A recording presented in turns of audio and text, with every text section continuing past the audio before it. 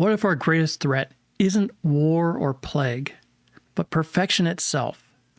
In Aldous Huxley's Brave New World, humanity has achieved the impossible, a society free of pain, conflict, and sadness. On the surface, it's the ultimate utopia, every desire fulfilled, every worry erased. But look closer, and you'll find something deeply unsettling. A world that achieves harmony by sacrificing the human soul. This isn't a warning about violent oppression. It's a quiet lullaby luring us into willing submission.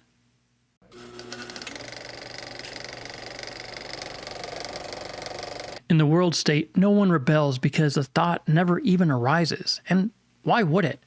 From the moment of conception, crafted in high-tech hatcheries rather than wombs, every human is engineered to feel content. Alphas are bred to lead, betas to assist, gammas and deltas to perform middle-tier tasks, and epsilons handle the most menial labor. Each caste is genetically and psychologically groomed to love its role. There's no envy, no longing for more. The very idea of striving for something different doesn't exist, because every environmental cue, every lesson from infancy, reinforces satisfaction with the status quo. Family bonds, obsolete. The notions of mother and father are scandalous relics. Instead, conditioning centers use relentless repetition and subconscious influence to ensure everyone adores their own caste and rejects anything that might disrupt social order. If any vague dissatisfaction dares to surface, there's soma, a miracle drug granting instant consequence-free holiday from unpleasant emotions. Feeling sad? Pop a pill. Feeling anxious? Down it with soma. By removing struggle, the world state also removes the fertile ground where meaning grows. Without adversity, can there be triumph? Without mystery, is there discovery? If we never confront hardship, do we truly achieve anything that isn't simply handed to us?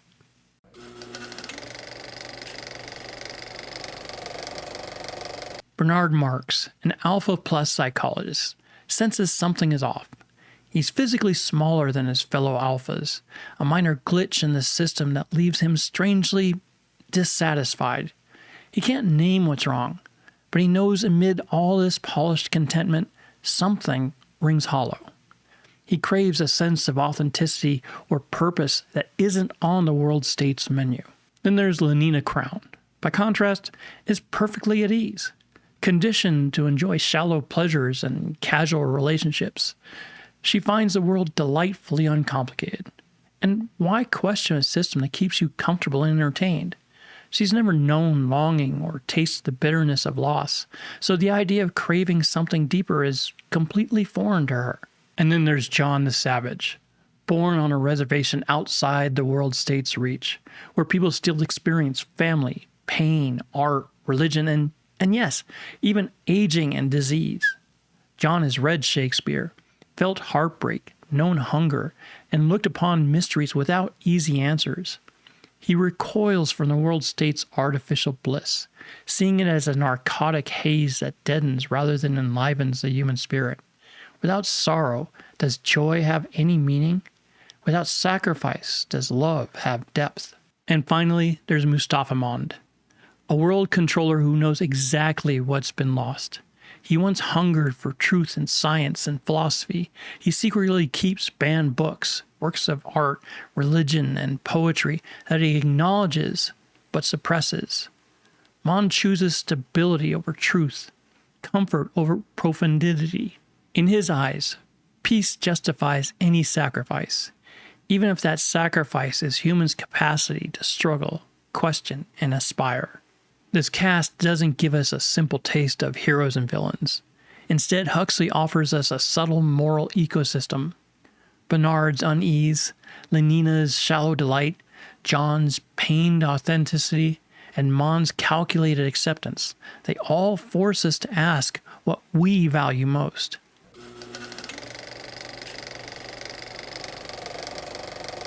Why does Brave New World resonate so loudly today?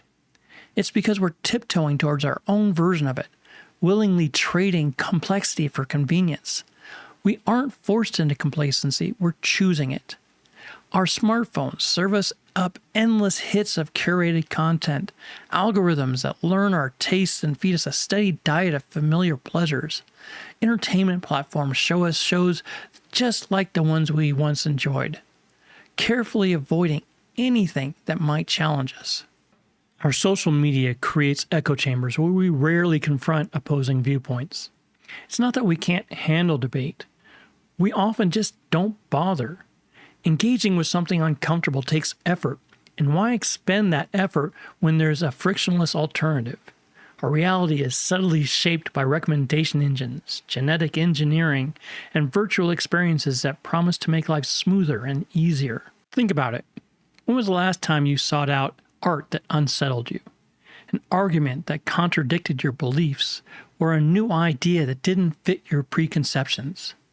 Like the world's state citizens, we risk losing the muscles of critical thinking and empathy if we never exercise them.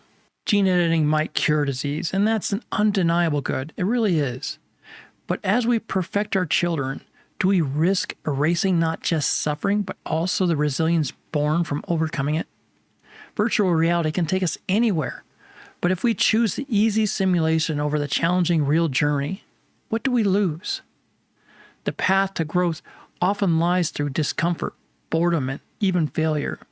By smoothing out every bump in life's road, we flatten the very terrain that teaches us who we are. Huxley's vision isn't a relic. It's a timeless reminder that good intentions like health, stability, and happiness can become chains if we let it replace the complexities of life that makes us fully human.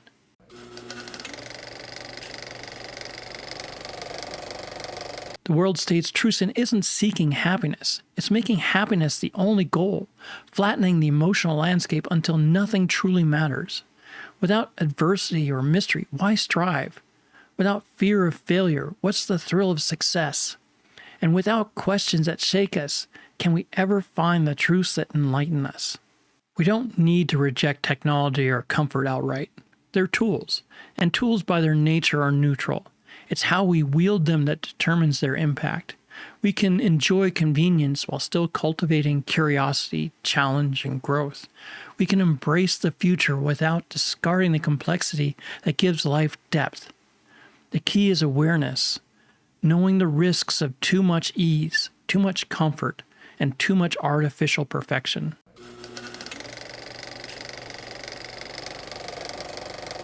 We stand at a crossroads between convenience and meaning, between artificial happiness and authentic experience.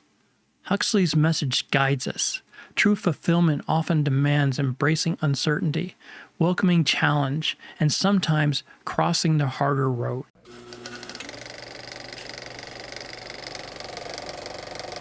Brave New World doesn't shout its warning, it whispers it, asking how many freedoms we'd trade for endless pleasure. How many questions we'd abandon for guaranteed answers. We need not shun technology or comfort, but we must refuse to be lulled into a spiritual sleep. Real life is messy, unpredictable, and sometimes painful. But in that mess lies the material of art, love, and human greatness. Without challenge, how do we learn compassion? Without hardship, what sculpts our character? Without longing, what inspires our dreams? Huxley's world levels the peaks and valleys of human experience into a flat plane of mild contentment. To remain truly human, we must embrace the heights and depths. We must choose the uncertain path over the guaranteed rut, seek meaning over mere comfort, and cherish the imperfections that make us who we are. Because a life without real emotion, growth, and the struggle that shapes our souls isn't truly living. It's just a pleasant pause before we fade into nothingness. The future is ours to shape. Will we step forward boldly or settle into a world that's too perfect to make us whole? I hope you enjoyed this review/analysis of Huxley's masterpiece, Brave New World. Are there any books that you would like to see me cover in the future? If so, please let me know down in the comments. And as always, I wish you a fantastic day. Keep reading, keep questioning, and I'll see you in the next one. Bye-bye.